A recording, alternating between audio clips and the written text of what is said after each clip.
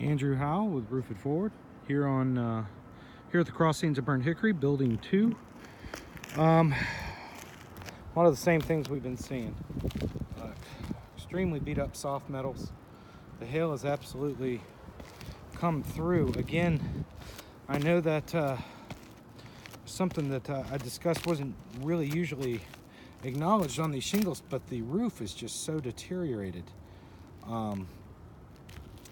It's just absolutely lost so much granular and life, and I have to imagine the majority of that is due to the amount of hail that's come through here and struck the buildings. Didn't really find any wind damage on this slope, but again, I see what I would consider multiple spots where we have hail. Again, I'm pointing down away from the applique into the flat of the shingle, but it's prevalent in multiple places along the slopes. As you can just see how worn out that is. In terms of wind damage,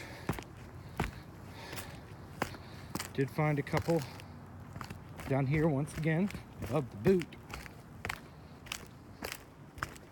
More of our soft metals that have been hit.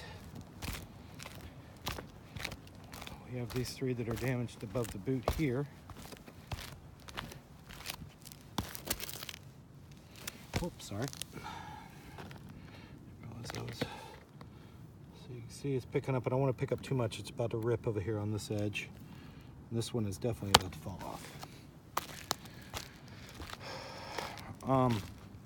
As far as building 2, didn't see a lot of wind damage. Just saw really those pieces there. Just saw tremendous amounts again of hail strikes to the soft metals, deterioration to the shingle. Would definitely kind of want to walk up here with someone and decide with them what they think in terms of, is it hail or is it blister? When a roof is this worn out, it starts to become absolutely plausible. You just rarely see roofs that are this worn out and have shed so much. Again, here on the south slopes, and you see the north slope is completely covered with algae, which acts as a bit of a protectant. Again, not much on this side in terms of storm damage. Just had one little thing I'm going to show you over here on the left, but lots of deterioration over here.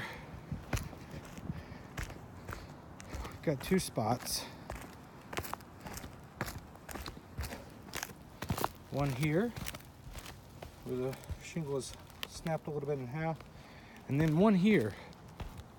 And if you look at the direction and how this is all in basically a straight line coming up at an angle, that tells me that we're probably looking at windborne debris. So during the windstorm, possibly damaged the shingles there at the boot.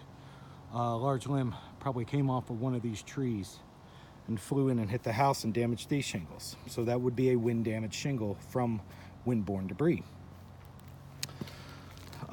So several issues to go ahead and take a look at. Here we've just got a split in the shingle. But at this point, I'm going to go ahead and hop down. Again, this has been Andrew Howell, Roof It Forward.